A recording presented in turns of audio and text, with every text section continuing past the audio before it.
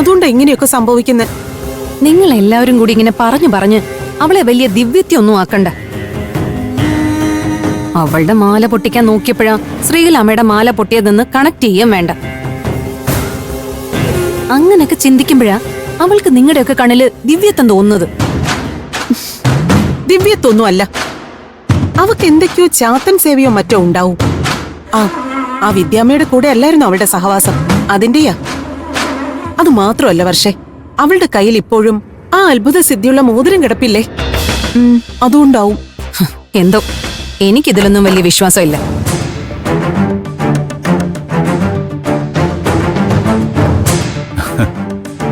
എന്താ രണ്ടുപേരും കൂടെ വലിയ ഡിസ്കഷൻ ആണെന്ന് തോന്നുന്നു. എനിക്ക് അമ്മയുടെ അടുത്തൊരു ഹാപ്പി ന്യൂസ് പറയാനുണ്ട്. ആഹാ, അമ്മയ്ക്കുണ്ട് മോനോടൊരു ഹാപ്പി ന്യൂസ് ഷെയർ ചെയ്യാൻ. എന്താ നിനക്ക് ഇതിനും മാത്രം സന്തോഷം തരുന്ന വാർത്ത? നമ്മുടെ ഇൻകം ടാക്സുമായിട്ട് ബന്ധപ്പെട്ട എല്ലാ പ്രശ്നങ്ങളും സോൾവ് ചെയ്തു. അതും ചില്ലിക്കാശ് പെനാൽറ്റി അടയ്ക്കാതെ.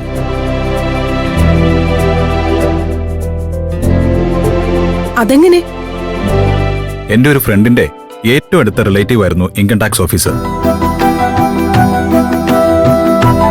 അദ്ദേഹവുമായിട്ട് പേഴ്സണലായിട്ട് സംസാരിക്കാൻ ഒരവസരം ഒത്തുകിട്ടി. ഞാൻ കാര്യങ്ങളെല്ലാം ഡീറ്റെയിൽഡ് ആയിട്ട് പറഞ്ഞപ്പോ അദ്ദേഹം തന്നെ അതിന് പരിഹാരവും പറഞ്ഞു വന്നു. പിന്നെ ഇനി ഇങ്ങനെയൊന്നും ആവർത്തിക്കരുതെന്ന് ഒരു സ്ട്രോങ് വാർണിംഗും തന്ന് പെനാൽറ്റി പിൻവലിച്ചു. അമ്മയല്ലേ പറഞ്ഞത് ദേവൂട്ടി ഐശ്വര്യം ഇല്ലാത്തവളാണെന്ന്. പക്ഷേ അവള് വന്നു കയറിയപ്പോ നമ്മുടെ ഒരു വലിയ പ്രശ്നം സിമ്പിളായിട്ട് പരിഹരിക്കാൻ പറ്റിയില്ലേ, ഇല്ലേ അമ്മേ? മൂകാംബിക ദേവിയുടെ അനുഗ്രഹാശിസുകളുള്ള കുട്ടിയവള്. ദേവിയുടെ അനുഗ്രഹമല്ല, ഏതോ കുട്ടിച്ചാത്തന്മാരുടെ സേവയാ അവക്കുള്ളത്. അതുകൊണ്ടാണല്ലോ എന്റെ കഴുത്തി കിടക്കുന്ന താലിമാല വലിച്ചു പൊട്ടിക്കാൻ അവള് ധൈര്യം കാണിച്ചത്. അമ്മ എന്താ പറഞ്ഞേ? അമ്മയുടെ താലിമാല ദേവൂട്ടി വലിച്ചു പറിച്ചെന്നോ? അതെ, അതിലാകെ സങ്കടപ്പെട്ടിരിക്കുക ശ്രീകലാമ്മ. ഇല്ല, അങ്ങനൊന്നും ഒരിക്കലും സംഭവിക്കില്ല. ദേവൂട്ടി ഒരിക്കലും അങ്ങനൊന്നും ചെയ്യില്ല.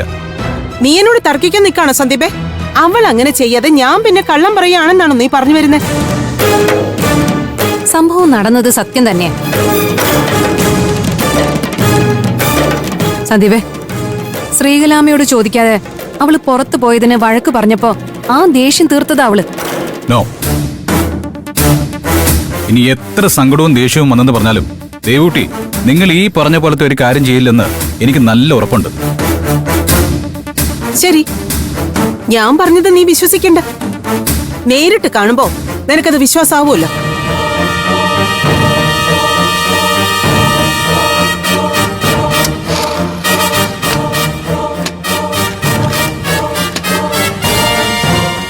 നോക്ക്, നിന്റെ ദേവൂട്ടി വലിച്ചു പൊട്ടിച്ചതായത്. എവിടെ? ഈ മാലയ്ക്ക് കുഴപ്പമൊന്നുമില്ലല്ലോ.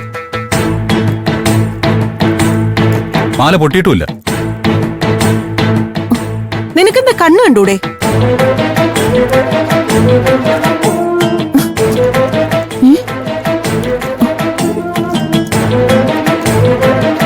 ഇതെങ്ങനെ ശരിയായി?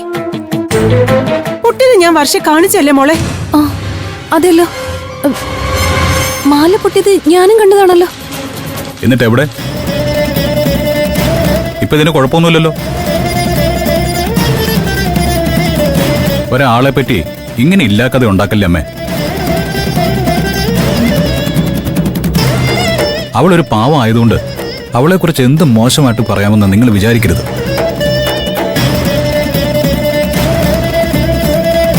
ഇങ്ങനെ കള്ളക്കഥ പറഞ്ഞ ഒരാളെ ദ്രോഹിക്കുമ്പോ അതുകൊണ്ടൊക്കെ നിങ്ങൾക്ക് എന്ത് സന്തോഷമാണ് കിട്ടുന്നേ?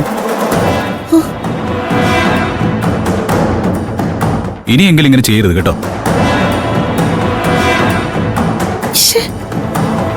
ഈശ്വര, ഈ മാല ഇപ്പൊ എങ്ങനെ ശരിയായി? ഞാൻ പറഞ്ഞില്ലേ മോളെ, അവക്ക് എന്തോ ഒടി വിദ്യ വശമുണ്ട്. അല്ലെങ്കിൽ ഇതൊക്കെ എങ്ങനെ സാധിക്കും?